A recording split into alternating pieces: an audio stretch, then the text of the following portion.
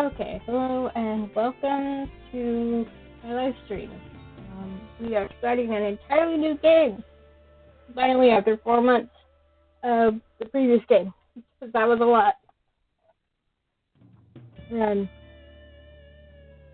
I played through this once already.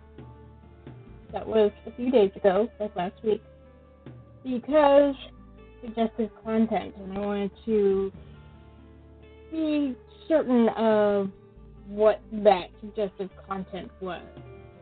And honestly, it's not, it's very tasteful, I guess you could say, but I'm taking that box off, just to be safe.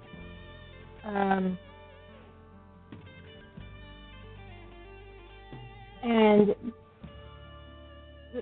this is the default font, and then fallback font, which is probably a little easier for people to read, so I'm sticking with that. And so yes, this is Night Cascades. Diane Carter never expected her folklore degree to get her a job offer from a local police department.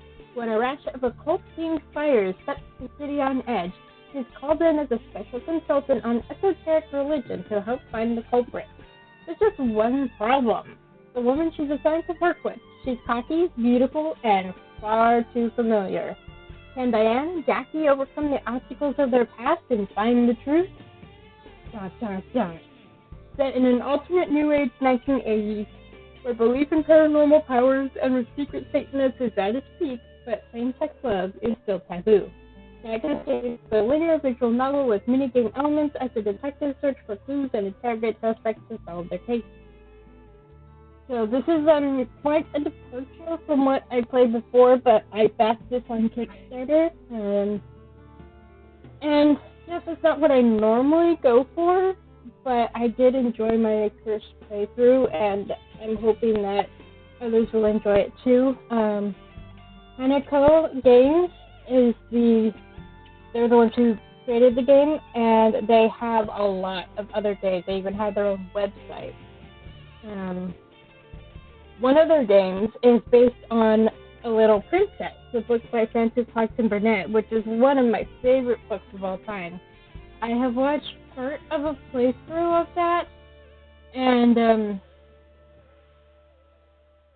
I'm still kind of on the fence as to whether I want to buy it and play it myself, because I love the book so much. I can't watch the 1995 adaptation because it changed so much of the book. It just took me out of the story entirely.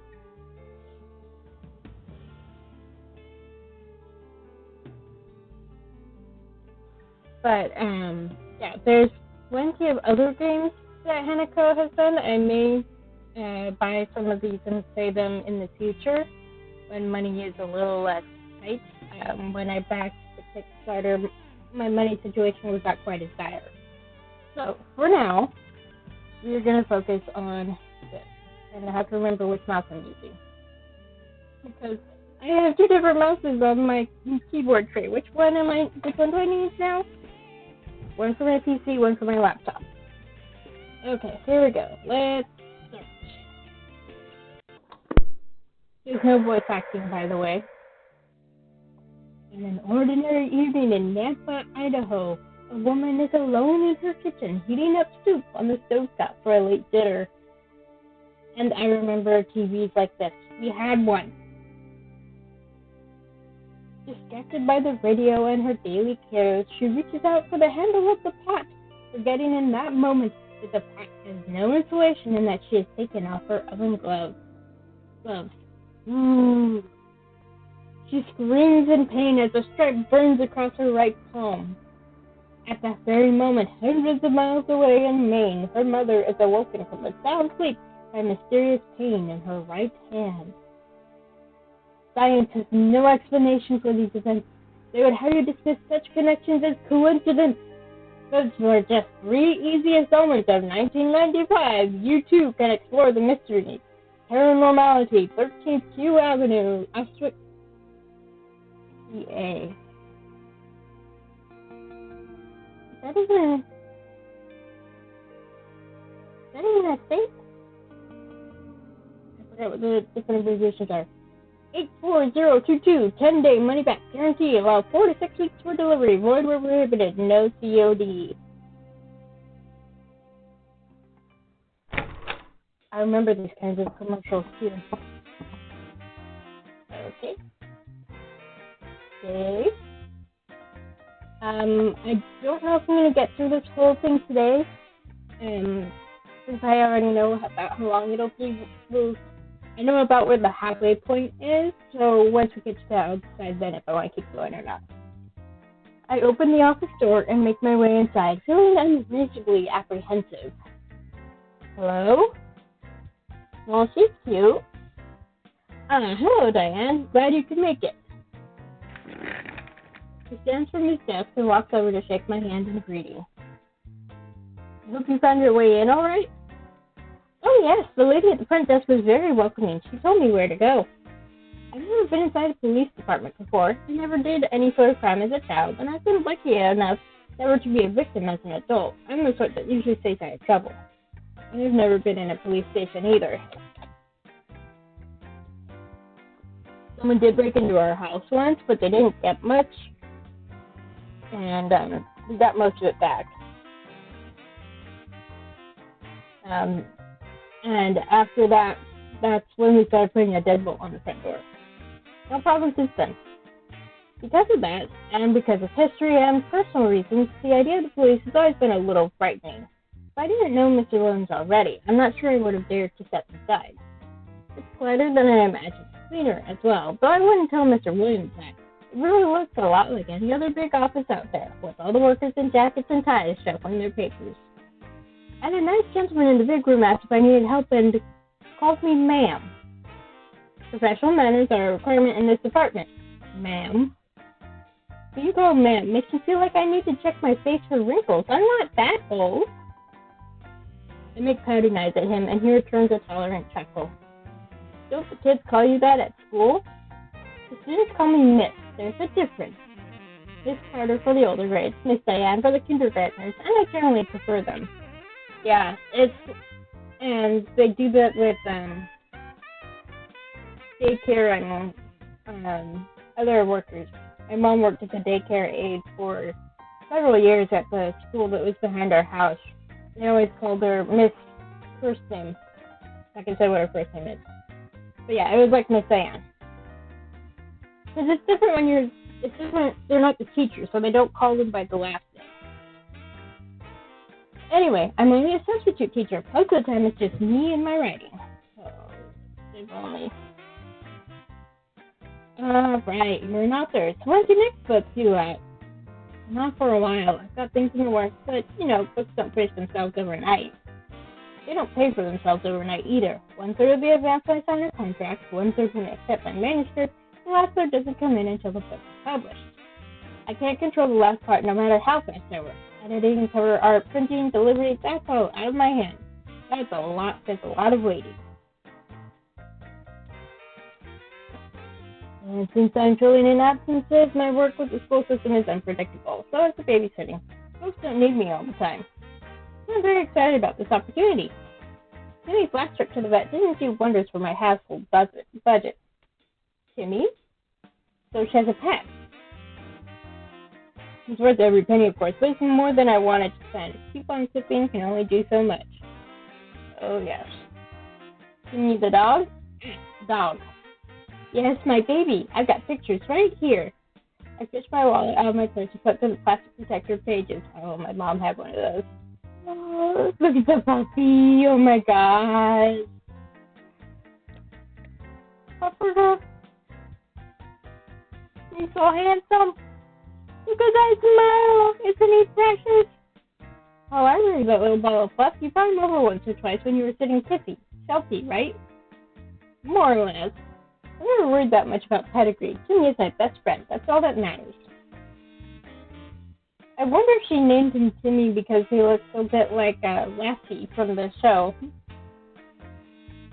I took the wallet away and adjusted the strap on my shoulder, getting everything in respectable order. Mr. Williams, I wanted to say, I really appreciate you thinking of me as a source and an expert. Folklore study so often gets overlooked in terms of its application. I did take a class on folklore and mythology. I ended up dropping the class before because I had other stuff going on and I just couldn't keep up with the work. But I still attended the sessions because it was interesting. Just couldn't finish the work. Especially these days, with so many police departments turning into con artists and bored housewives who call themselves psychic.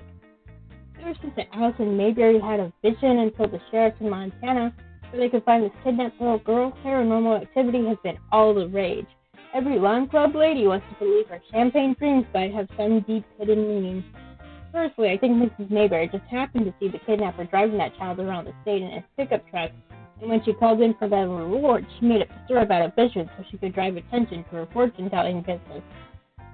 It worked, too. I hear her client list is now like a who's who of Hollywood. Even the government wants her advice on deals and diplomacy, and by now the Soviets probably have their own Mrs. Mayberry reading tea leaves behind the Iron Curtain to retaliate. That's right, this is before the end of the Cold War. I'm not being mean. I don't hate Allison Mayberry. I respect her skill at marketing. My agent only wishes I could attract that kind of attention. And of course, I'm glad that little girl was saved before something unspeakable could happen to her. It doesn't change the fact that psychic powers are still a bunch of hooey. I'm glad you're not taken in by all that flim-flam. Actually, Kizzy's taking one of those correspondence courses to get his psychic certificate after high school. Only that when there's bad juju on a case. It would be dangerous to bring a sensitive on board. Wouldn't want an investigator to wind up possessed by demons. Right. Is he suggesting that I only got this job because an over-imaginative teenager recommended me as the least sensitive expert available? So, what exactly is the situation? What is the case? I'll tell you more when Jack gets here. Jack? Jack is a partner you'll be working with in the field to keep you safe. Oh dear. That could be uncomfortable, especially if he's one of these old-fashioned types who thinks ladies should only see a sanitized version of reality. I wouldn't be able to investigate anything that way. But then I don't really want to get into anything dangerous either. Your job is to be smart and follow orders, so don't get crazy and try to play hero, you hear? Who, me? Because you always said you're much fiercer than you look. Because you'd have to be, or you wouldn't last long at this up. Those tips can be vicious. Speaking as a former substitute teacher, agreed. I remember one time, in elementary school, we had a substitute teacher, I forget why, but there was a shooter loose in the neighborhood, so they were keeping the kids in the classrooms, and the mom had come to pick us up, and she came in to wait with us instead of sitting out in our car, so she'd be safe. And we were not very well behaved. We were impatient. We wanted to go home, and the guy couldn't let us, and we were being rude. And my mom commented on it to me and my twin. And I tried to behave for. I know I was better behaved for subs after that, but there are some kids that they just, the minute they realize there's a substitute teacher, they just act out. And I had no skill. I had not been trained in substance management at all, and so I was really a horrible substitute teacher. Well, they're not so bad. Even the troublemakers usually just want someone to pay attention. Oh, there's a sound at the door, probably the detective that Mr. Williams said was coming. Ah, there she is. Wait, he said Jack. She? Oh. Oh.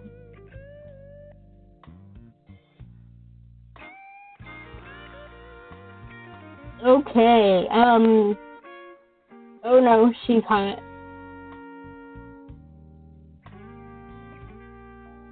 I love the music. How it changes. The door opens and she walks in. She steps right off of a recruitment poster. Long legs, broad shoulders, black hair, straight and thick and sweet, light brown skin still untouched by time and stars. She walks it like a woman in complete control of her body, never surprised, never vulnerable. very model of a woman warrior. Hello. And far too familiar. Jackie. Hello, Diane. Her eyes meet mine, cold and blue, giving nothing away. Closes the door behind her, stealing us all into the office together. You two know each other? Yeah, we went to the same college. Oh my word, she is gorgeous. I can't stop staring. Same. Oh my gosh. This is so unfair. I'm not even wearing my cute shoes. But why should I care what she thinks? I doubt she's even looking. At my shoes, I mean. I know she's looking at me. And I can't look away. She holds out her hand to me to shake. All business. Good to see you again. Likewise. Well, it saves me the trouble of introductions. Let's get down to business.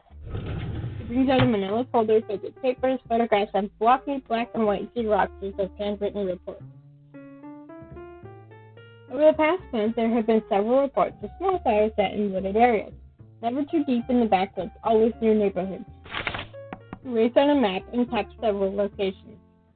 Looks like campfires, but not in any designated camping areas, so people were sent around to investigate for fire safety. The weather's been pretty wet lately, so the risk wasn't high, so we couldn't count on that. Only you can prevent forest fires. Oh gosh. I don't lie.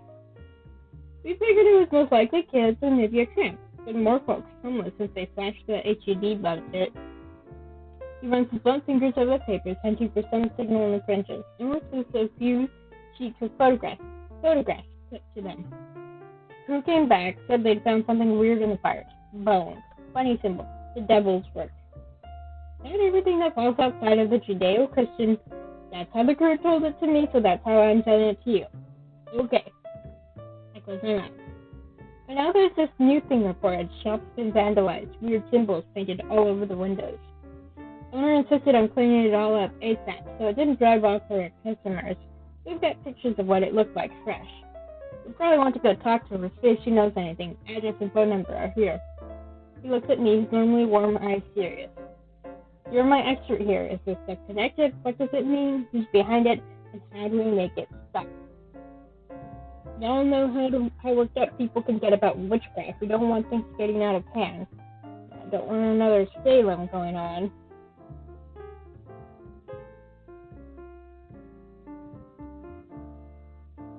He jerks his chin in Jackie's direction. Jack's job is to look official, act tough, ask questions for any data you need through the system, and keep you out of trouble. Wait. Okay. Don't take stupid chances. Let Jack protect you. I don't want to hear you got yourself shot or stabbed or had some blood curse on your firstborn. I'm sure I'm in safe hands. I wish that were true. Alright then. I'll let the two of you plan out your strategy. Right, Captain. You give Timmy a cuddle for me, you hear? Yes, sir. Mr. Williams, Captain? It'll do.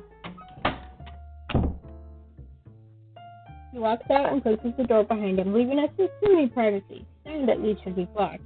The glass windows in the walls leave us still in view of other detectives. I suppose police don't want anyone to be able to move around inside an office from detectives. So, here we are. Just the two of us. Hi? Hi. You're looking well. That sounds brainless, doesn't it? How have you been? Can't complain. The reporter asks the same question in response, but she says nothing. Is your family well? There they are. And again, she stays silent. She doesn't even look at me. I can't believe this. I have suffered through publishing wine and cheese nights, a great-ass birthday party, and even PTA meetings, and small talk was never this excruciating. Well, there's no need for my best manners here, is there? Did you know it was going to be me that you were assigned to? Did you know I was here before you walked through that door? Yeah, but I didn't tell the boss I knew you. Do they know that you're... No. Nobody knows. That's what I expected, really. Mr. Williams is a nice man, but the world is what it is. And in this world, the South is not a safe place to be known as a homosexual. Nope. It still isn't these days, as far as I've heard. Hard enough just being a single woman without a man to keep you. Don't worry, I won't say anything. We both have reputations to protect. I never expected to see you here, though. I didn't think law enforcement was one of your career goals. She looked at me for a moment. Well, things don't always work out the way we expect. We're here to do a job, right? So let's get to it. Right. This isn't about us. It's about solving a mystery and getting paid for it. So I can pay my bills and go on with my life. My life where I've been doing just fine without her. Let's look at these pictures. Brings out an enlarged photograph of a scene in the woods, an ashy circle that must once have been a campfire, a small blackened skeleton lying among the rocks. This was the most recent sight, and the one that really started ringing alarm bells about cultists. Take a look and tell me what you see. Alright. Okay. So this is one of the mini games that was mentioned. Click on the image to investigate points of interest. You must find all the clues to proceed. If you aren't using a mouse, go into the game menu and select mouse free mode. The puzzle will shift to allow you to select clues differently. Okay? But I am using a mouse. Okay, so up here we have clues found.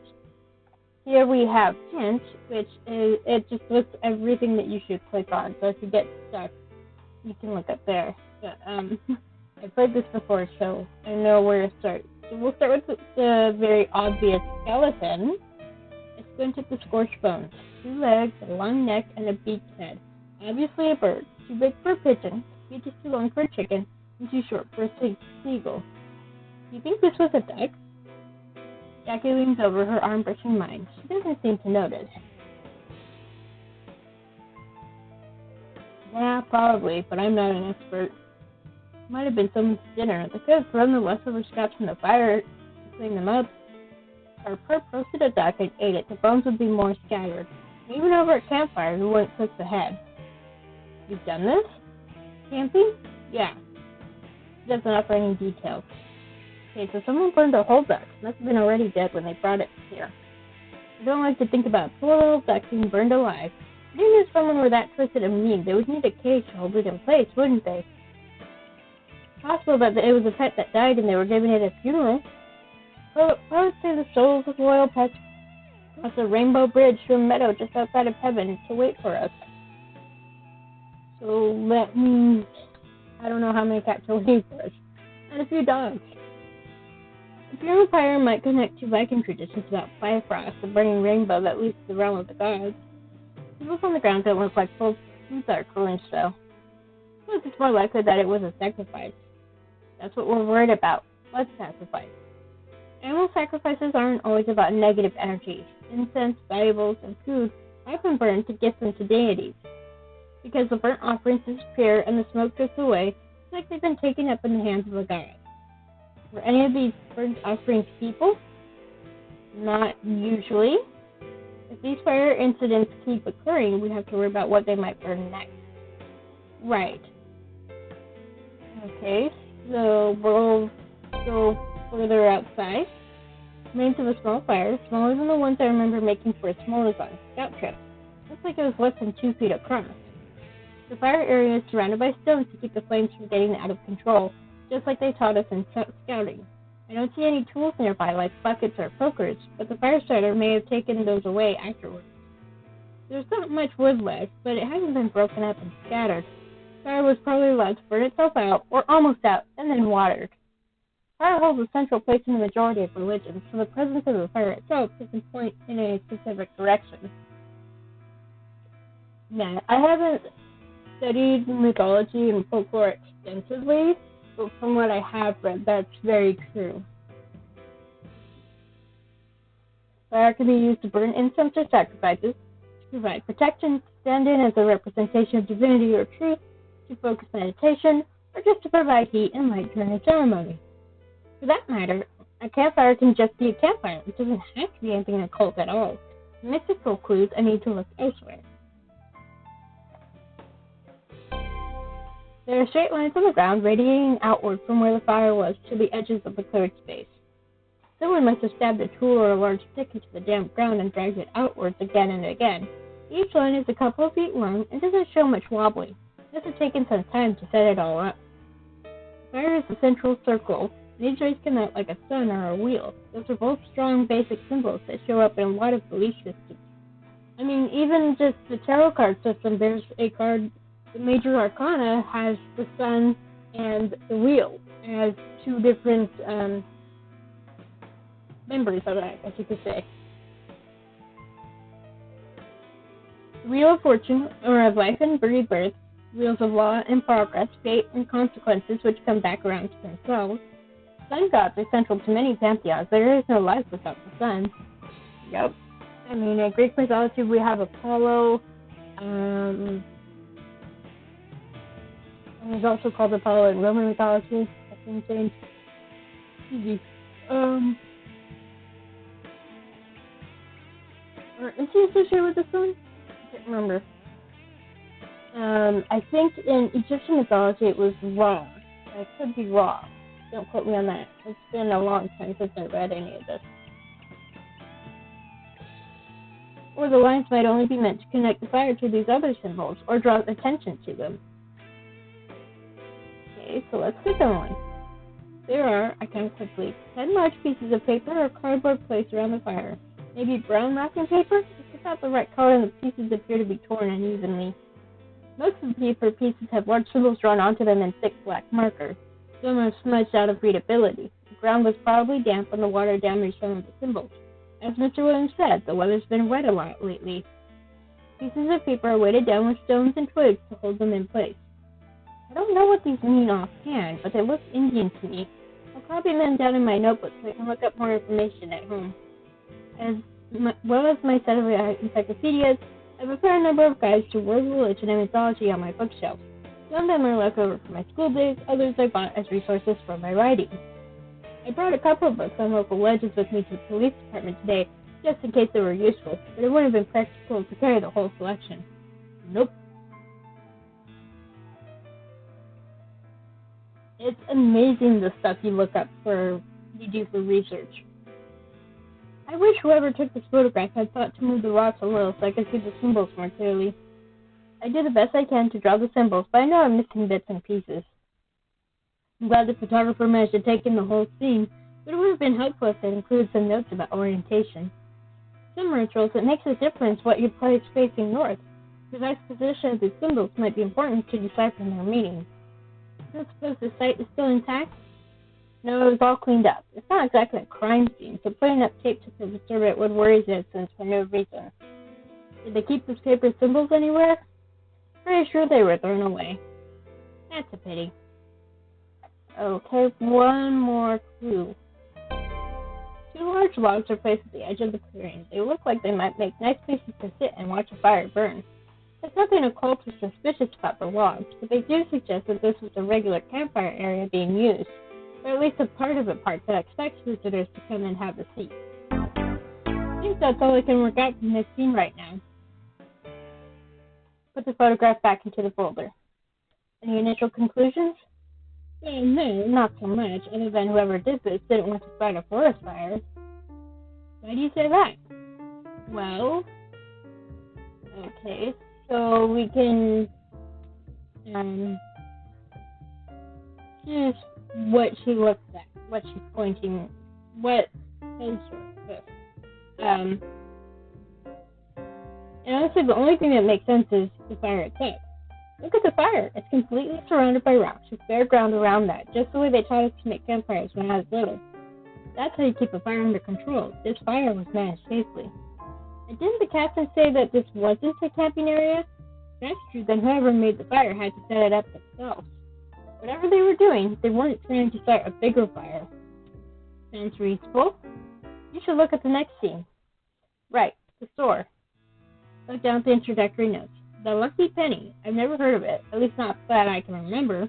There's a map in the file folder shows it's only a little ways from a nice little shopping street where I found a cute dress once. Unfortunately, a block or two can make all the difference when it comes to how desirable a location is. These shop names sound distinctly off-brand, probably small and run down. Okay. The photograph is focused on the window graffiti, so I can't get a good view of the area or tell what the shop sells other than the jewelry displays right behind the glass. I don't think there'd be a lot of high-end jewelry for sale in that neighborhood. They're probably a small local designer. Maybe the owner is the artist. In any case, it's obvious why the owner was so upset about the vandalism. Even in a bad neighborhood, being marked up like that can't be good for business. What clues are there here to tell me about the culprit's motive? And another one, same thing. This time we're looking at 4 clues, and this hint will tell us where to click, but I'm not going to press that because I have no idea. So, pattern on the window is made with some dark reddish substance. It doesn't look like paint. It's far too thick and clumpy. There's no running drift. Instead, there's a single splotch over to the side of the main pattern. Possibly that's where the vandal tested their materials before starting to create the larger hand. It doesn't look like a deliberate design, at least. That makes it easier to focus on the substance itself. This blood? The on-site team said it looked like some kind of blood paste. It didn't smell like makeup. They took a sample from the lab before the site was cleaned up. Test results aren't back yet, so we don't know if it's blood. If it is blood, we don't know if it's human. There are lots of ways to make a red paste, I'm sure, but that blood color is very unsettling. There's a large eye symbol in the center of the palm. An eye inside a hand would usually be a hamsa, a protection symbol from the Middle East, meant to ward off evil forces. So it's not an evil eye? A hamsa is an anti-evil eye, but that's always depicted on the right hand, not the left. Putting it on a left hand could mean a reversal. So it is an evil eye. It might be. Try to remember. The eye inside the hand was also used in the Mississippi culture. It might represent a portal to the other world. Would marking the store as a portal to another realm be a good thing or a bad thing? I really can't tell what this signifies. This is strange. There's symbols all over this hand, and they look like alchemy symbols, but they're the wrong symbols, and they're in the wrong place. How are they wrong? Palm readers have a lot of traditions about naming parts of the hand so they can talk about the differences between them. Mount of Venus, the plane of Mars, the finger of Jupiter. I know what those symbols look like and where they should be placed on the hand. These are totally different. I can't read what all the symbols inside the fingers are. They're too messy. I don't have every single alchemy symbol memorized, so I don't know what all of them mean. I do recognize these triangles with lines through them. Those are the 4 classical elements: earth, air, fire, and water, and that's not what's supposed to be drawn inside a hand. Also, the palmistry symbols are always drawn inside the finger shapes, not over them. This setup is more like a hand of mysteries, except then there would be a fish. Jackie blinks a few times, but doesn't ask about the fish. I get as many symbols as I can into my notebook for later reference. One more. It's an outline in the shape of a hand, slightly similar to the ones you see on signs on advertised palm reading services. These lines mean the palm is facing forward, so it's the left hand. That could mean the left hand paths, dark magic, or breaking taboos. In palm reading, the left hand also means hidden potential or unchanged fate. The right hand is supposed to reflect what you've chosen for yourself, and the left hand is your original destiny. Don't you let fate carry you alone. It's still nonsense. I appreciate that palmistry has some respect for people choosing their own futures. An upraised palm also means stunt, so it could be a warning. The pointer finger on the hand, this hand is longer than the other fingers, which isn't right. Fingers don't usually look like that. At least, not usually. My middle fingers are about the longest fingers I have.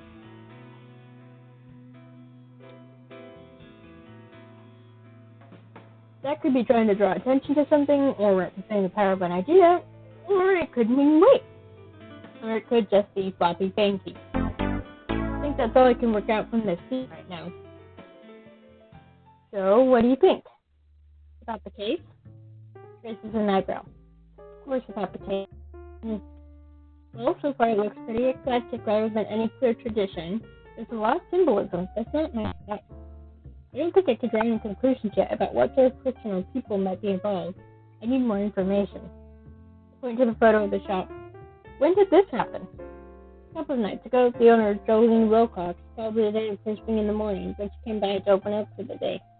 No witness reports, or it could have happened any time after closing the day before. You know what the shop sells? The papers say knickknacks. That could cover quite the range. Yep. Do you think we could visit? I'd like to see the store for myself and talk to the owner. She might know things she hasn't thought to mention. Sure, I've got the Lucky Penny phone number here. Do you want to call? Or more... She hesitates. Friendly sounding. I wonder what she originally meant to say. You're the official representative. She'll take you more seriously. And I'm better at making friends in person than on the phone. I find that it's a lot easier to make a good impression when I can see someone and smile at them. On the phone, sometimes I sound too much like a little girl. Alright. She picks up the phone, holding the receiver pressed between her ear and her shoulder, and dials the number. I find myself staring at her finger as it moves around and around the rotary dial, almost hypnotically. We actually have one of those, in the shape of an airplane, and the receiver formed the wings. It's very cute. I don't think we have it anymore. The department hasn't upgraded their equipment for years. Most offices have touchscreen phones by now, so they can program in a few numbers for easy redial. Yeah, with cell phones, you don't have to memorize someone's phone number anymore. Just type it in, and then when you want to call them, find them in your contact list. There you go. But then what most people want to dial quickly is the fire department and police. If you already are the police, who do you want to call? Ghostbusters! Sorry, that's where my brain went. Hello, is this Mrs. Wilcox? Hi, my name is... I look away, trying not to make things any more awkward than they already are. Yeah. I mean, I don't blame her. She's just standing... I'm amazed that she can even stand there and talk with her eyes like this.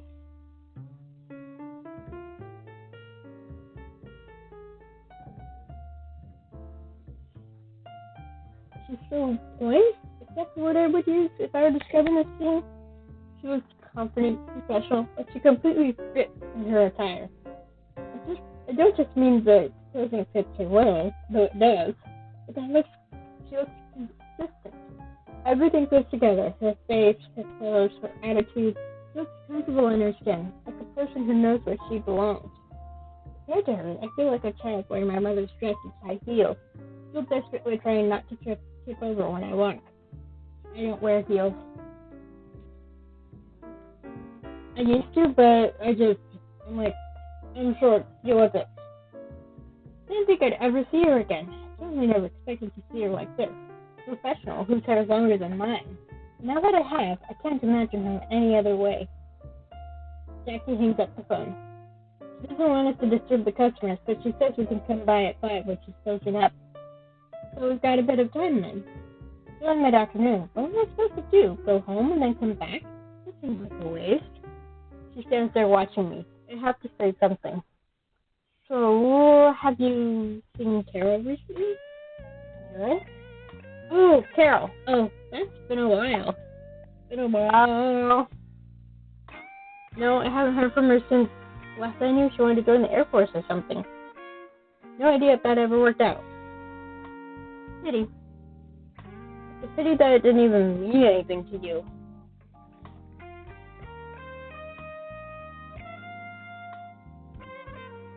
Anyone else? I mean, in your life? No, I'm not in a relationship. A job that gives me purpose. Family. I don't have time for anything else. Wait for a moment, but she doesn't say anything more. She doesn't ask about me. Well, fine, she doesn't care. I'm here for business and nothing more. I can be a mature adult about this. I'm sure you have other cases that could use your assistance. Is it alright if I sit here for a bit, read the rest of this file, and go through my books and notes? The captain gave me an overview, but there's a lot of background information the folks haven't read yet. That's fine. Don't miss me anything. There's coffee and water down the hall. I wrinkle my nose. Still hate coffee? Me too. It's an interesting smell that appealed to me, and I can't really have coffee by itself. I need to have something to sweeten it because it's too bitter for me. Sorry, it's just nasty. It's so bitter. It tastes like you burned the water. She shakes her head with going to thank you smile and leaves. I don't drink too much coffee, especially after a late night. I remember. We met in college. Go Tiger State. Go Tigers! Since neither of us could have afforded a private university, it was public, in-state tuition, or nothing. That's not unusual. There were literally thousands of other freshmen in the same situation every year.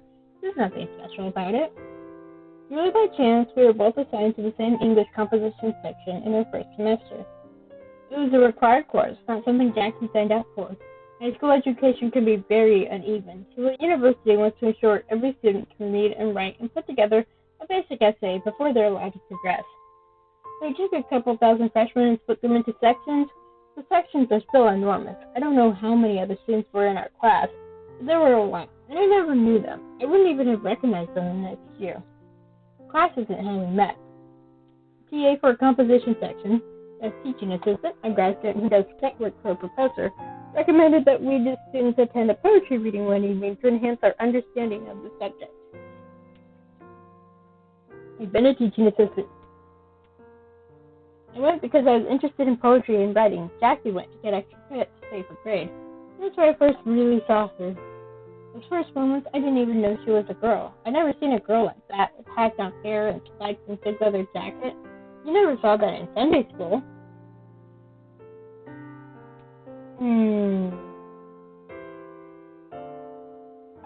So very different from Officer Jackie, isn't she? Despite her differences, or maybe because of them, we made friends. Opposites attract, right? I was fascinated by her. She was tall to nuts and Goldsby. So different. Oh my gosh.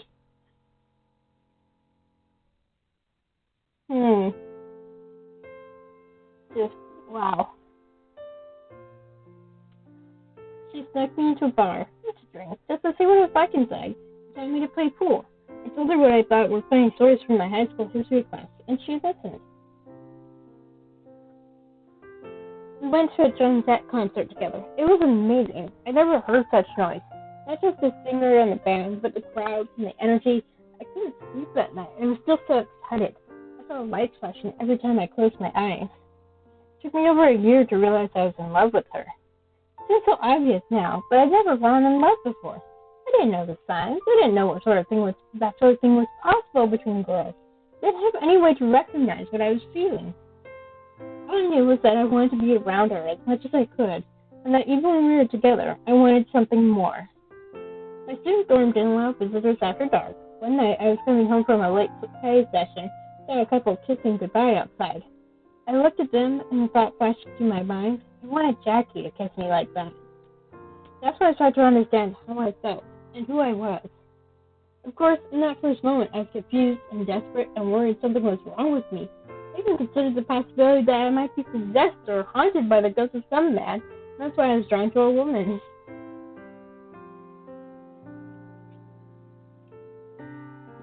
Considering the homophobia at the time, which was probably worse than what's going on at this point, because, well, we don't know how much time has passed. So this could have been in the 70s. Or maybe this was the early 80s when the current time period is the late 80s. Sounds ridiculous, but I didn't know how else to explain those feelings. After I accepted that it was just me, it took a while, but I finally found the courage to confess my feelings to Jackie. I was afraid she'd be disgusted or insist that I needed therapy. Instead, I found out that she had girlfriends before, but that she thought I was too normal and pure to ever entertain such an idea. From that point on, my whole world changed. She taught me how to please a woman, starting with myself. I hadn't even known that much. There was no such thing as sexual education in my school. It just wasn't talked about. I had no idea how much I'd been missing. We were young and in love. We went to art galleries, watched fantasy films, and imagined ourselves on heroic adventures. We fit together perfectly, like interlocking crystals. Next semester, we managed to rent student housing together so that we could be roommates. No more visiting restrictions, no one to question the time we spent with each other. Our own perfect little world where nothing protects us. The foundation for the rest of our lives together. At least that was what I wanted that was what I believed at the time. We didn't take the same classes, we always had our own schedules, our moments of separation. I didn't want to be controlling and demand that she spend all of her time with me. More reasonable than some men out there. But Jackie started staying out later and later. She never wanted to tell me where she'd been. And then, when I wanted to talk to her about our future, it all fell apart. But that's behind us now. It's ancient history.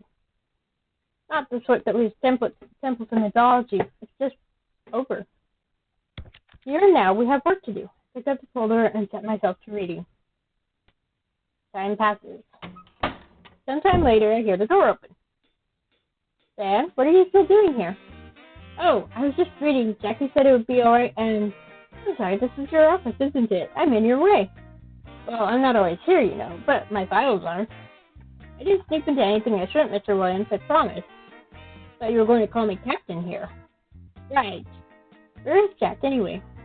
Oh, well, we made plans to visit the Lucky Penny, but the owner doesn't let us there until closing time. That's not for over an hour.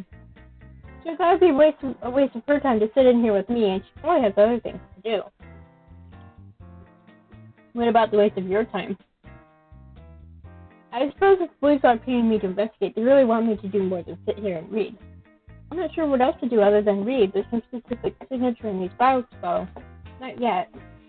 Why don't you two drive out to the side of the latest fire and see if we can draw any conclusions from the area? I thought of that, but Jackie said it had all been cleaned up. However, even if the symbols and lines are gone, lines should still be in place, and from that I can work out the orientation of the symbols in the photo. You're right, that's a good idea. I might have thought of it earlier if I hadn't been knocked off balance living in a room with Jackie after all these years. Well, I can't let my issues stand in the way of getting this job done. Thank you, Captain. I'll go find Jackie. Stand up to head back out into the main building, then pause. Where's her desk? I'm pretty sure she doesn't rate an office of her own. I'll show you.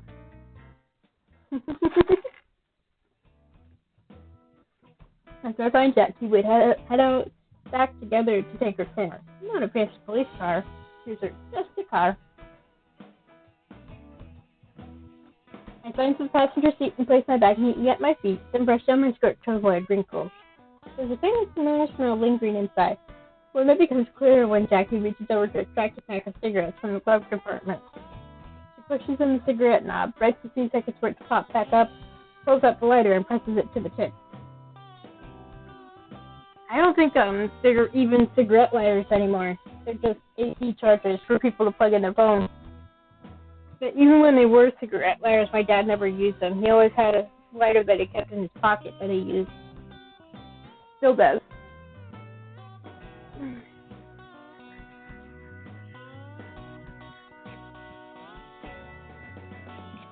Sorry. Thanks to handle to roll down the window and blow smoke outside. I'm trying to quit. Why? I thought you enjoyed it. I certainly didn't. Worse than you know, cancer is hell. I don't want to do something that's going to get me killed. Yet you're a police officer. You became a police officer. That's different. Yeah, we get injured, there's fights, but even if you're mostly a detective, sometimes you get into a mess. EMTs have it worse. Their job is always an emergency.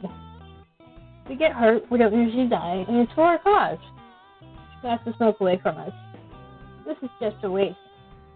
Turn my head away, hunting for a distraction. My eyes follow on the charm hanging from the rearview mirror.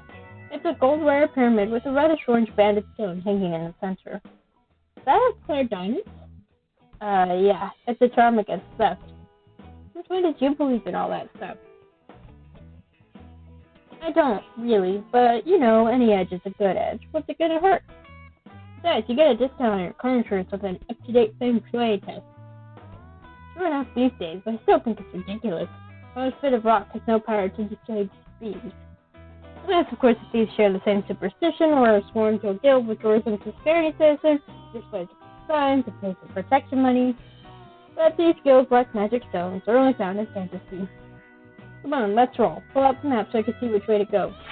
Grab the city map from the glove compartment and unfold it onto my lap, comparing it to the information from the manila folder. And now these days, the phones, and look it up on Google Maps. My dad actually bought me a book of maps when I finally got my license. And I don't even keep it in my car. It's in my closet. Because it's just easier to pull instead of opening up the book, looking up the address I want, flipping to the page, and then figuring out how to get there from where I am. Oh, that's right by the Botanic Gardens. I haven't been there since I was little. Just tell me which road to take. Right. Okay, so it might take more than 2 weeks to get through this. But that just means that I'll have something to occupy myself between now and the release of Arcade Spirits New Challengers. The release date is May 27th, which is exactly a month from the date of this recording. By the time this is posted to YouTube, it'll probably be 3 weeks away. But I will certainly be live streaming that once it's released. I'm really looking forward to it. But for now, let's focus on this. Jackie parks her car at the entrance to the Botanic Gardens. Wait here, I'll get us in.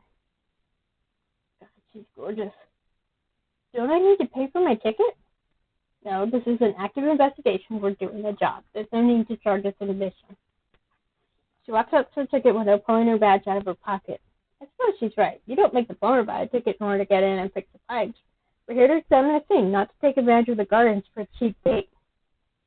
Of course, it is a lovely day, and we're not really expecting to find much in the way of clues. Most of what we'll get from this visit is a pleasant walk. I don't want to accidentally encourage police corruption. Maybe I'll send them a donation later. All right, it's taken care of. Lead the way. Me? You're the expert here. I'm not an expert on parks and gardens. No, but you're trying to get into these people's heads. You can recognize what might matter to them, some cult or whatever. So point out anything that catches your interest. Ask any question you want. Right. She's trying to be helpful, I think. Okay, follow me. I don't really know my way around here, so the first thing I do is check out the map of the gardens first and just past the entrance gate. If I understand the layout correctly, the site where the mysterious fire was set in the woods deep beside the property, a ways walk from here. There's woods in the nearby lake, armed and enclosed of the formal gardens. But going through the gardens is the only official way for the public to access the area. Looks like there's another driveway for service vehicles somewhere on the other side of the block. But otherwise, the whole area is bounded by walls, hedges, and chain link fencing. When was the fire here set? Not while the gardens were open, was it? Well, we don't know the time exactly, but the site wasn't discovered until morning. It probably happened after hours. The entrance gate would be locked after hours, wouldn't it? Do you think they climbed over to get in? Parking in the main lot at night when it should be empty might attract attention. It's not very close to where they were going. I look at the map again, noting all the ways that the garden paths fork and twist. Even out in daylight, it would be easy for us to miss a turn and end up in the wrong place. If someone knew this area really well, it would be hard to reach that clearing from here in the dark. Someone who works here would know the way, but we don't have any reason to suspect them, especially since this wasn't the only fire, just the most recent one. The fire clearance aren't that far from the south fence. I could have parked somewhere along the block and climbed over there. She's right, it's a short distance on the map, but it also looks like untouched forest in that patch. Branches, brambles, leaves, mud. The ground was wet that night. They came crashing through the woods. Might they have left a trail? Excuse me. Could be footprints or torn bits of fabric, or maybe items that fell from their pockets and they missed in the dark. It's probably too late to find anything like that now. Oh. That's right, the fire was last week with that bug. The police already checked the area when they took the photographs. And Getting cool in the woods would either have been found or they traveled by now. It's a good sign. Right. She's trying to support me. I have to show better manners. Let's see what we can see. Steer away from the children's nature exploration zone, past the wildflower field, towards the stream. A tiny wooden arched bridge, painted red, crosses over the rocky water. Okay. Oh, my sight is gone. Switching to water. Gloves for missiles, switching to guns. Beyond that, there's a hill covered with daffodils and a trail lined with blooming dogwood trees, but we don't turn towards the flowers.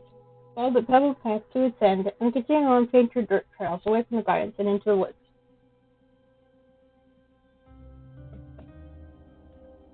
You walk a little further, and then Jackie raises a hand. There, I think that's the spot. Up ahead, I see a clearing with 2 logs sitting on the grass. There's no fire circle, and no split wheel dug into the dirt, but there is a large area of turnip ground where the evidence might have been wiped away. I don't see any trail trampled through the woods either, but that doesn't matter right now. I stand beside the disturbed earth and take in a slow, quiet breath, letting the atmosphere wash over me. It's peaceful here. We're far enough from the big road that I'm not hearing a lot of traffic lights, just trees. Nice place to have a picnic.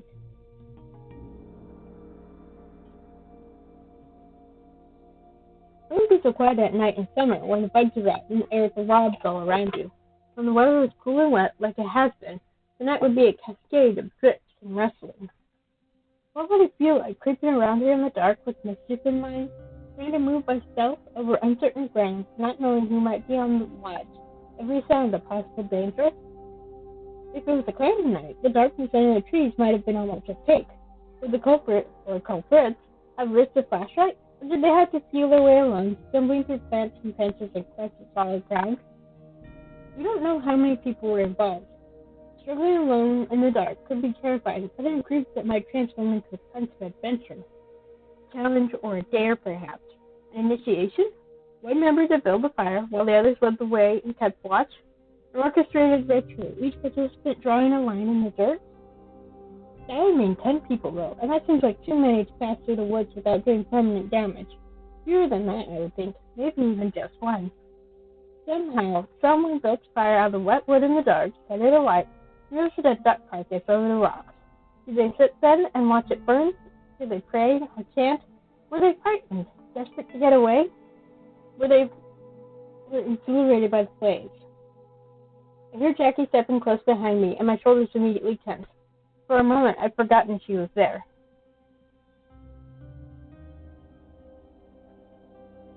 Picking anything up? I'm not psychic, you know. No, so you might have good intuition. Too many people think they have intuition when all they have is imagination. I see. Did I snap at her just then? I didn't mean to. I was just trying to picture what it would have been like here at night, that's all. To see if that viewpoint would open up any new possibilities. And did it? Not really. Feeling uncomfortable, I reached for my notebook. I wanted to come here to check the orientation of those logs, so I could update my notes about the layout of the symbols. Do you have a compass? A compass? What for? To tell which way is north. This afternoon, just look at the sun and shadows. I know about east and west, but the sun doesn't set perfectly to the west, you know. It doesn't? No, it depends on our location and the time of year. I don't remember all the details without looking it up, but I know it can be north or south of east. Yeah, that's my, in National Treasure, that clue about, the,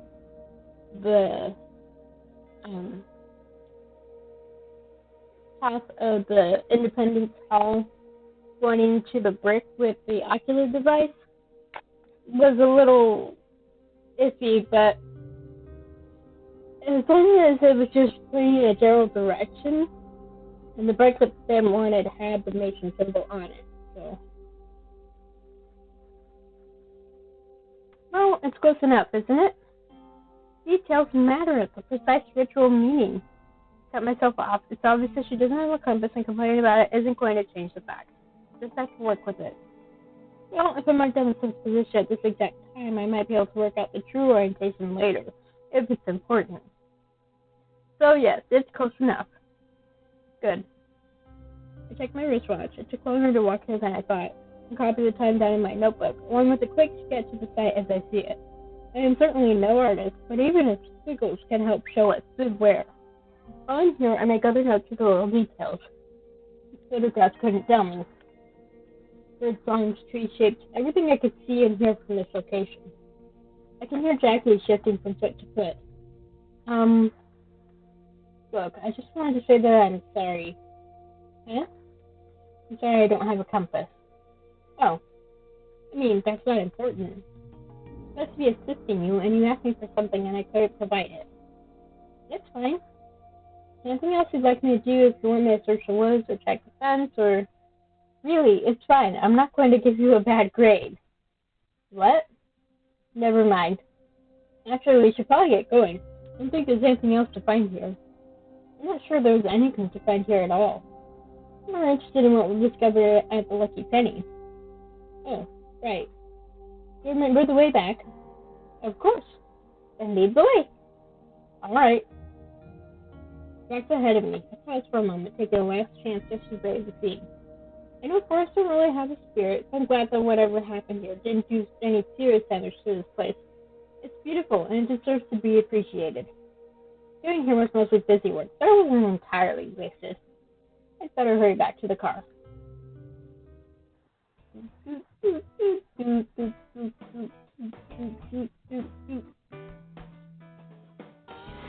Jackie pulls up along the side of the road and switches off the engine, letting the car settle into silence. The street itself is quiet, but I can see some activity off in the distance. I think there's a restaurant down that way. There could be a lot of students in this neighborhood, but these particular shops are more on the outskirts and slightly run down. Not as many people walk out here. On the other hand, it's closing time now. It may have been busier earlier in the day. We get out of the car and close the doors. Charming, huh? Nothing residential, definitely no surveillance cameras, no night witnesses. I guess it would be easy for a vandal to strike, or a burglar if he thought anything was worth taking. The shop wasn't robbed, so there you are. Harsh voice suddenly cuts into my thoughts. I turned to see an older woman, her face already half stiffened into a scowl. A cloud of hairspray surrounds her, holding her faded blonde tresses in a position as surely as if they were wired in place. It's not charitable, but she reminds me straight away of the lunch lady at my old high school. A horrible woman who had no sympathy for anyone who'd forgotten their food or thrown away their retainer. I tried to control my flinch and put a bright smile on my face. This must be the Lucky Penny owner, Selena Wilcox. Hello, Mrs. Wilcox. My name is Diane. This is my friend Jackie, whom you spoke with on the phone. You people are always too late. She didn't want us to come any earlier in the day. Well, she may be doing it to be difficult, but she has a right to be upset after what happened to her store. Probably not frightened, not knowing who's responsible or why. Or she's probably frightened, not knowing who's responsible or why, or what else the vandals might do to her. Thank you for taking the time to... I had to spend my own money cleaning up that mess, you know. My own money. What are my tax dollars for, huh? So who's supposed to help me now? Are you fixing to stick around and guard this place overnight like I asked for? I really don't think that's necessary, ma'am. This was probably an isolated incident. Isolate my ass. But we're doing everything we can to locate the person or persons responsible and see that they're held accountable for their crimes. I have a few questions for you, but do you mind if we take a look around inside first? That's what you're all supposed to be here for, isn't it? So get on with it. I dial up the smile as brightly as I can. Thank you, we'll do our best. She snorts. Spelling nice to bypass the monitor and enter the maze itself. You can definitely tell that she's a writer. It's a lot of junk. Not really antiques, just stuff. Old, used, a little bit dusty. The whole place smells like a mix of potpourri and mildew. If I'd been expecting a hidden trove of golden treasures and mythical artifacts, I'd be disappointed. As it is, I'm simply confused. What drove a vandal to target a place like this? Jackie turns a slow circle, really uncertain of what to look at. I I'm not sure how we're going to find any clues here. Seeing her at a loss stiffens my spine. I pull out my notebook. I can do a quick catalog. Not everything here, obviously, but getting a feel for the kinds of things this place sells. That might tell us something about who visits this shop. Be my guest. And another one. This time we're getting 8 clues. I'm not going to click the hint button. I'm going to start over here.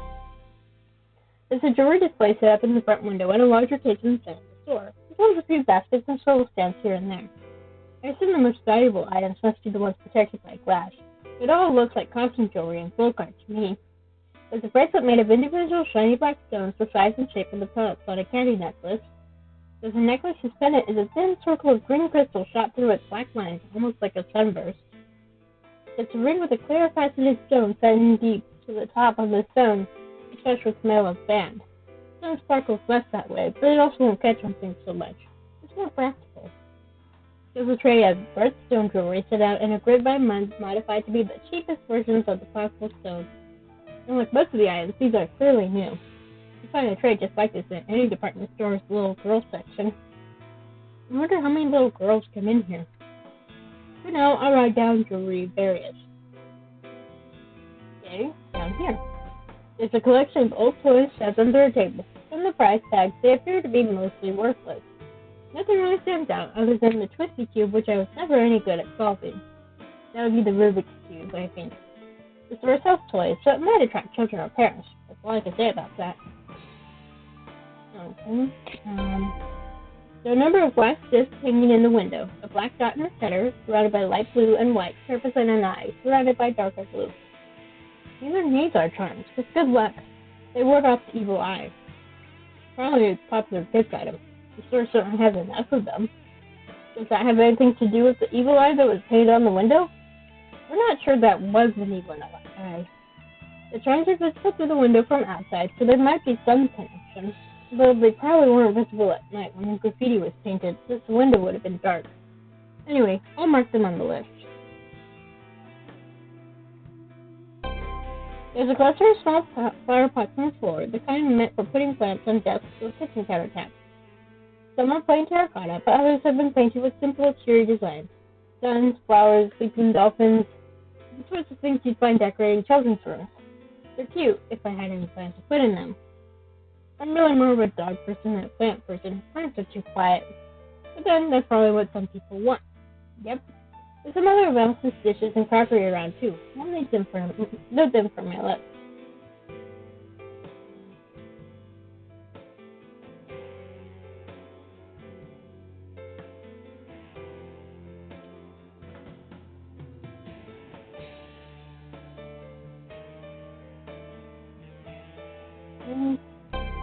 Around the store, a variety of gold bar pyramids have been placed on top of empty surfaces, each one with a different colored crystal hanging in the center. Most of them aren't really crystals though, but all stones tumbled smooth and shiny. These look like the charm you have in your car. Well, I didn't find mine here. I didn't think so. I see these in stores all over the place. There's probably a factory in Taiwan turning them out. Right? Each crystal is meant to have different vibrations, so the color shows what it is meant to affect. Promote love, bring good luck, ward off drunkenness. There's a charm for everything. How many of the purchasers would know which stone initially meant with what without the card? I wouldn't know. I'll add them to my list. There are several large metal filing cabinets in the store. I pull open a drawer to peek inside. Magic pages, each with a sleeve to hold a paper card. Baseball cards? I'm sure some of these are worth money, but I don't know anything about the sport or the players. Same. I guess collectors like them. I'll mark them on the list. There's a bunch of old National Geographic magazines on one side of the shelves, some filed correctly, and others stacked on their sides. My dentist used to get these. I always loved looking at the pictures. So much color. The top issue on the stack was a cover featuring a strange golden map, probably the death mask of the Mycenaean king. And my first glimpse of that was actually in a computer game called Ancient Empire. We had to put these puzzles together, and one of the puzzles was of the death mask. These are for collectors. I'll put them on my list. These are basically repaints of stuff I clicked on already. There's a small number of old books near the front and a much larger collection lining the back wall. If it's any organization, I'm not seeing it. There's some cookbooks, a field guide to edible wild plants, a book of baseball legends for children. Ooh, an enchanted world book about alchemy. I've seen these. They're not as comprehensive or reliable as the folklore guides I own, but they have nice pictures and make the history of magic more accessible to young readers. Well, the history of human belief in magic, anyway. That's the only thing that's real. Camelot never existed, but the legend of King Arthur still has effects throughout time. Yep. Of course, magic is now fashioned now in favor of psionic phenomena and anything that sounds halfway scientific. I don't think there's anything important here. I'll just say books for my list. I think that's all I can work out from the scene right now. There's a lot of stuff in here, but no obvious evidence for why anyone would target this shop. Nobody left a note saying I did it, huh? Sorry. Guess it's not usually that easy, is it? No. I should relax, though. She's not asking me to write Sherlock Holmes every night. She's actually been pretty sensible. Anyway, I don't see anything obviously controversial. Some thrift stores still do a lot of business in alternate throw signs, but there's nothing like that here. I don't see any hoochie-coochie pictures either. No favorite collectibles, not even much of anything religious. I wonder if Mrs. Wilcox took anything out of sight. You'll have to ask her. Right. You don't like her, do you? I don't know her. I don't think she responds that well to me.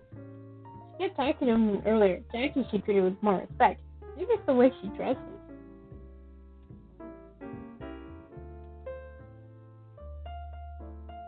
Didn't your captain say it was your job to look official and ask the questions? True.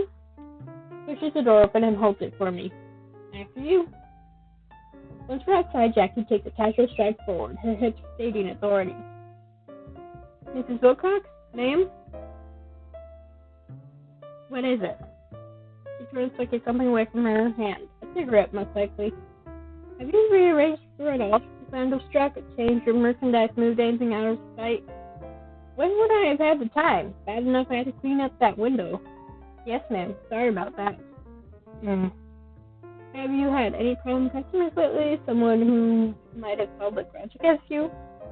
Well, now that you mention it, I caught a couple of kids in here last week trying to shop us. Greasy little weasel tried to claim it was an accident and a misunderstanding. Accident? Nothing. I saw him shove that jewelry into his pocket and try to walk out the door with it. I grabbed him by the scruff of his little neck and dragged him back. How old a kid are we talking about here? I don't know, teenager. Right, ma'am, it's generally not advisable to engage in physical conflict. We won't want you to get hurt. What, you think I let that piece of trash get away with it? No way in hell. Excuse my language. Took my taxi back from him, put the love of Jesus into him as best I could, then I tossed him and his friend out and told them never to come back. I guess you might call that a grudge. Yes, ma'am. You don't happen to know the names of these kids, do you? Got a description? The thief was like Puerto Rican or something? Didn't get his name. I had my wins. I doubt she has any idea what a Puerto Rican looks like.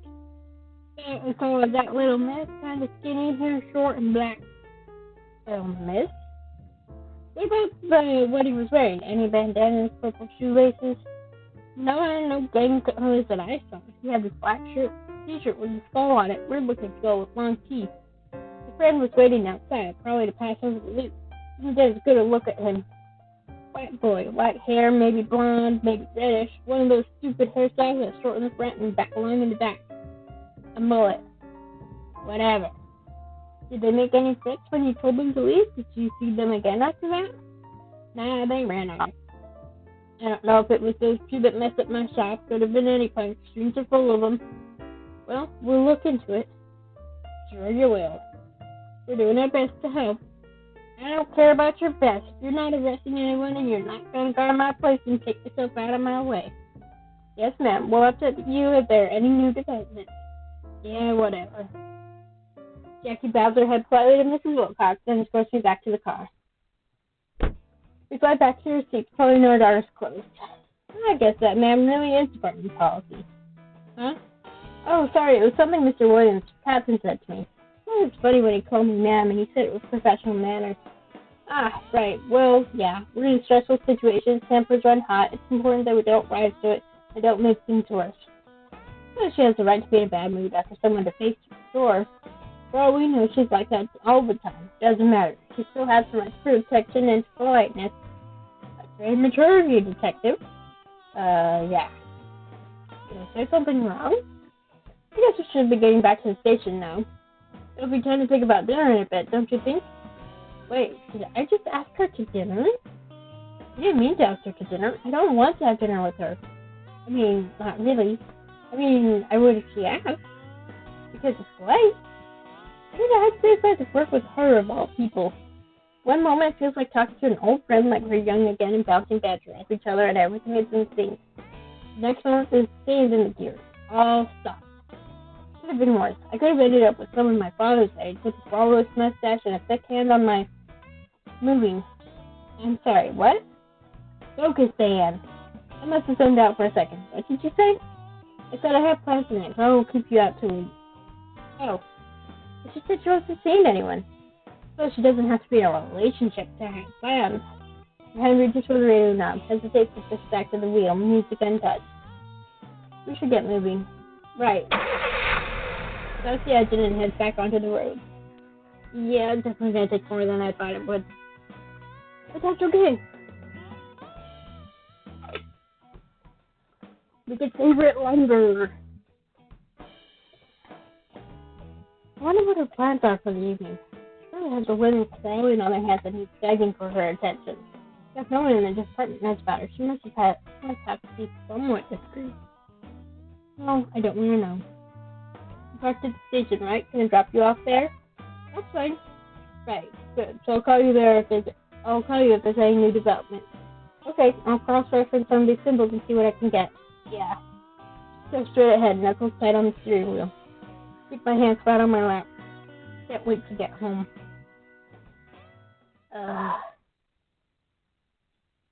Coming through the front door, clutching a phone bill and 2 ads for yard work there were shoved in my mailbox. Pepper! Timmy goes bouncing at the street meat busting all the way. He's not tall enough to jump up and lick my face. I do get paws on my legs. Just a minute, let me put down that purse.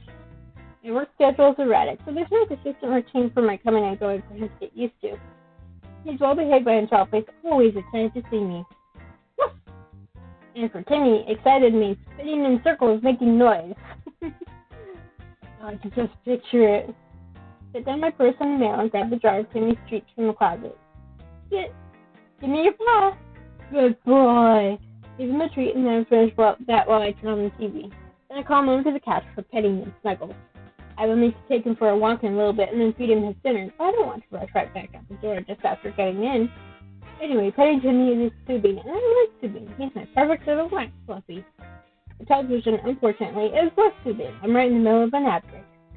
Hot, sweet, sexy, and haunted by a secret that threatens to destroy her family. The woman on the screen pumps a shotgun and sneezes at the camera. That's one way to chase off family problems, but I never wanted to shoot. The scene changes to show a bunch of sad people crammed into an elevator together. Driven to despair by new car prices averaging over $13,000. Well, $13,000 for a car, that'd be nice. I'm in no position to buy a new car no matter how they price it. The next commercial is a series of close-ups of supermodels talk about how great their fancy makeup makes them feel. I could get up and change the channel, but then I'd have to move Timmy off my leg. We now return to Until We Meet Again, finding some proper international romantic spy drama to take my mind off things. After taking care of Timmy's needs, I make myself a nice pot of stovetop spaghetti. I love spaghetti, but I only eat it when I'm by myself, in case I lose control of the sauce. I'm by myself a lot, though, so it's not much of a restriction. Timmy likes to snap up bits of the dry noodles, but I don't let him have very much. I finish my meal, put the leftovers in the fridge, and drop the pot into the sink to soak. And then the phone rings. I head over to my desk to pick it up. Hello? Oh, hi! It's my Aunt Agnes. I carefully untape the coiled phone cords the curls tend to get linked into themselves, especially if I'm fidgeting with them, and carry the receiver to the couch to settle in. Yep, I remember that. I love my aunt, but she's never heard of a short conversation. It's a long-distance film, not mine, so I don't want to hurry her along. I know she's a bit lonely and arranges her budget to make sure we keep in contact. Yes, I'm taking care of myself. I just had a home-cooked meal. No, it wasn't macaroni and cheese. Oh, that's a good idea. I should make a dessert. Maybe that spice cake with walnuts? Can't help it if my metabolism works that way. I do love desserts, but I feel like I'd be spoiling myself if I make cakes too often.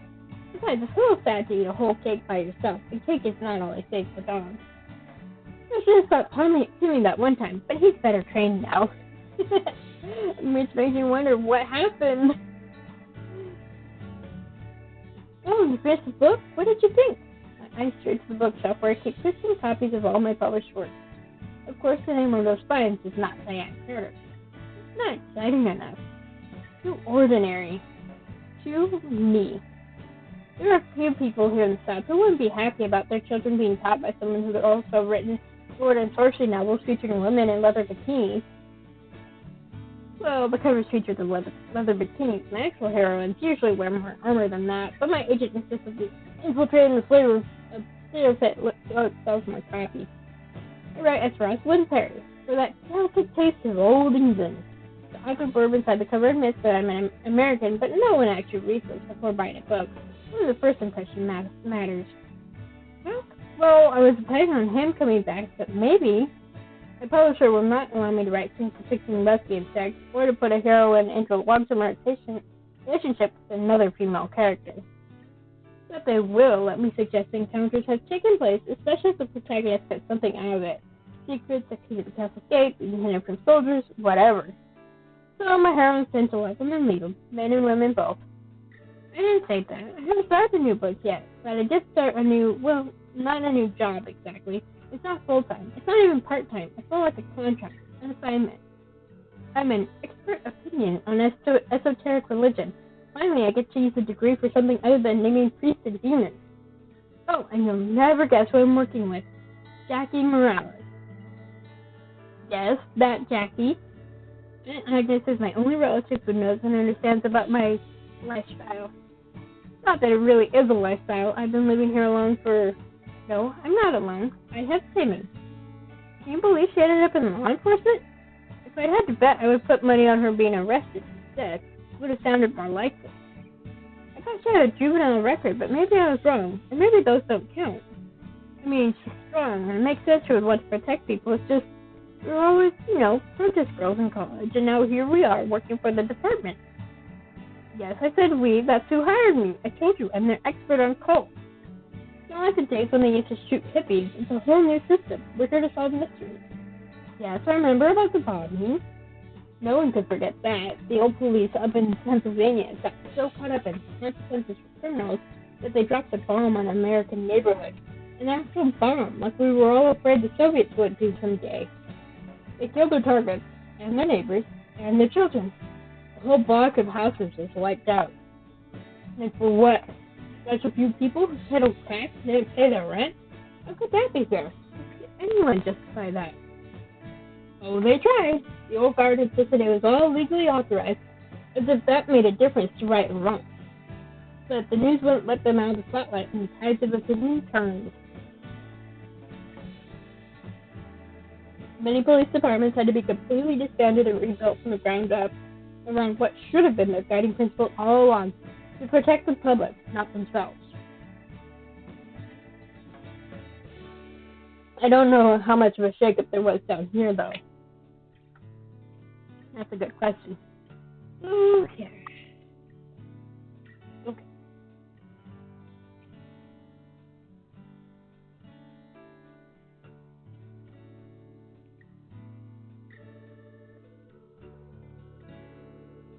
Sorry, I got distracted. I promise I'll speak up if I see someone putting the boot in. Besides, I used to babysit for Mr. Williams' daughter. He's a good man. He's so polite, and Jackie's been very professional. No, she didn't say anything about that. No, we didn't want to talk about anything personal. I tried to raise the subject just to clear the air, but she pretty much brushed it off.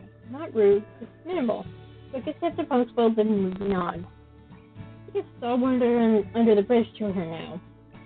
Oh, am I that obvious? I sighed, thumping my head against the sofa pillows. I know it's hopeless. It's been hopeless for a long time. I'm not expecting a miracle. I guess the hardest part is how much she's changed and how much she hasn't. She's this whole new responsible adult that I never predicted, but being with her, I could feel her all the time. Whenever she was near me, it was like a heat on my skin. I couldn't tune it out. I've been so tense all day. Press a hand to my forehead. Right, I know. No, I'm fine. I do have work to get done tonight. She's supposed to call me tomorrow. Alright, I love you too. Bye-bye. I'm going to take her away from my face and coax Timmy off my legs so that I can stand to hang up. How like a dog, right? Especially a dog, Sheltie, or a dog Timmy's size. A little too big to be a lap dog, but still small enough that they could share the furniture easily. My twin's roommate had a pit bull mix.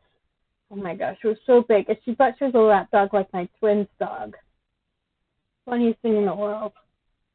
Then I head to the bookshelf to find my Introduction to Tantra. I should start doing some research on those symbols from the fire. Then my hand pauses over one of my own novels, The Kingdom of the Sun. The protagonist is a woman whose village was raised by bandits, forcing her to take up arms and pass of her destiny. All the usual things. The page on the cover is all wrong. The artist went with someone much paler and bustier. But the woman I imagined, the heroine I described, looks a lot like Jackie. I've never really let her go, have I? Never expected to see her again. I don't know what I might have thought could happen. I never let myself dwell on it. Did I want her to beg me for forgiveness so we could have a grand romantic reunion? Did I want her to sweep me off my feet? Did I want her to sneer at me so I could unleash every kind of word I've ever wanted to say to her? Well, I was wrong on all counts. What does she think of me? She doesn't hate me. She doesn't want me either. She doesn't even feel guilty. She acts like everything is fine, like we're just old friends. Maybe this is why I need to chase up the ghost and hammer the message into every corner of my subconscious. There's nothing there. It's over. I'm a fantasy author. I write adventures and dreams for other people to take them away from the world for a little while. But magic isn't real, and people like me don't get happy endings. At least we get good dogs, don't we, Fluffbell? Yes, you are a good boy. Yes, you are. At least I'm not alone. Okay, yeah. Definitely have to, find more weeks. In order to unlock your full energy potential, you first have to love yourself. Stand up. Wrap your arms around yourself. Say aloud, I deserve to be loved. I deserve to be powerful. I can attract the fortune I deserve. For more personal instruction, dial 1-900-555-7792. Calls cost $2 for the first minute and 95 cents each additional minute.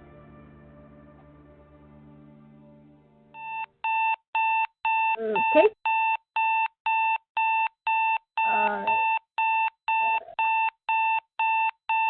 Okay, back to the main menu. Sorry. Okay, so that's it for this week. So 3 more weeks, and we should get through this. So, I'm burying my thing. Okay, so that means that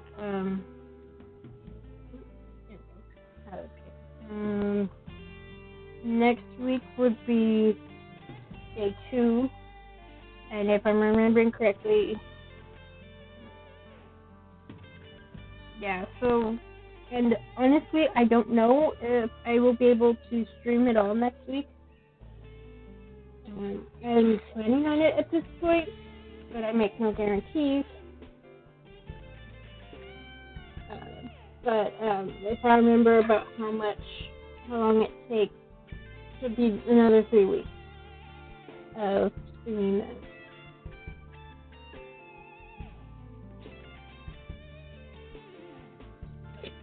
So I hope you all had fun. I will include links to buy the game in the description on YouTube. This is Night Cascades by Hanako Games. They have their own website. And the game is also available on itch. I don't know if it's available on Steam. and I have that open on my computer for another game I was playing earlier.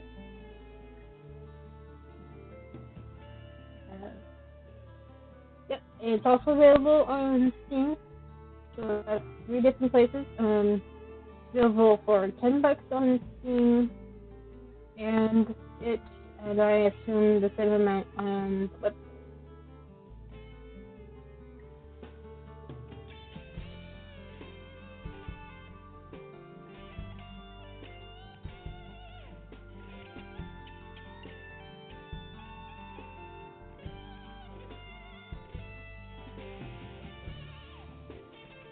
Yeah. So,